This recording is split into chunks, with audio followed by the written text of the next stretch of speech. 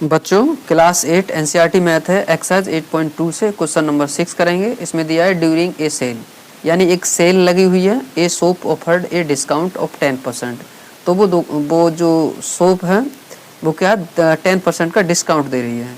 The market price of the all the items, यानी जो market price है आपका एमपी उस पर दे रही है सभी आइटम्स पर। What would a customers have to pay, यानी कस्टमर कितना पे करेंगे for a pair of jeans, यानी एक पेयर जीन्स के लिए, यानी 2 जीन्स के लिए।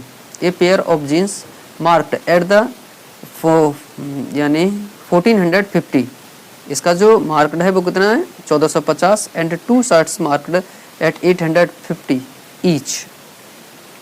तो यहाँ पर आपको मैक्सिमम प्राइस ऑफ जीन्स, यानी जो जीन्स का जो मार्केट प्राइस है, यानी यहाँ लिखेंगे आप मार्केट प्राइस ऑफ जीन्स,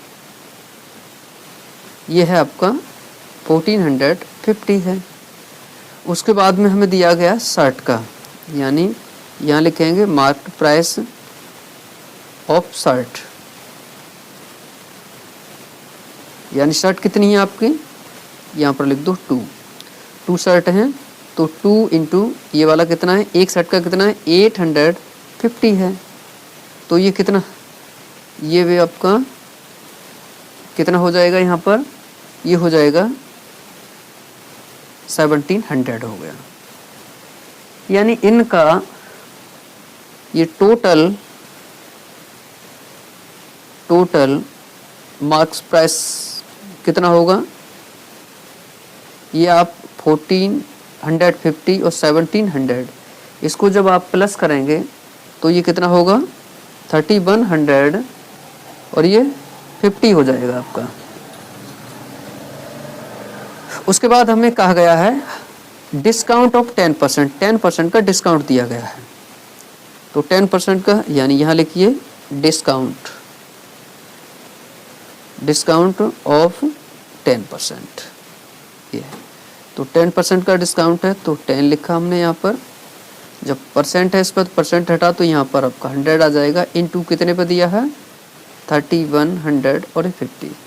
तो देखो यहाँ से एक 0 ये गया और यहाँ से एक 0 ये गया, तो हमें कितने का मिला 315। हमें डिस्काउंट मिल गया 315 का। अब कस्टमर पेड, यानी जो कस्टमर है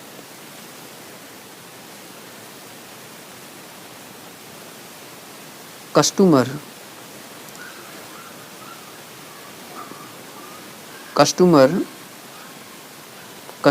पेड, कस्टमर जो पेड करेगा वो कितना करेगा, यानी मैक्सिमम या जो मार्केट प्राइस है ये वाला और माइनस हो जाएगा डिस्काउंट,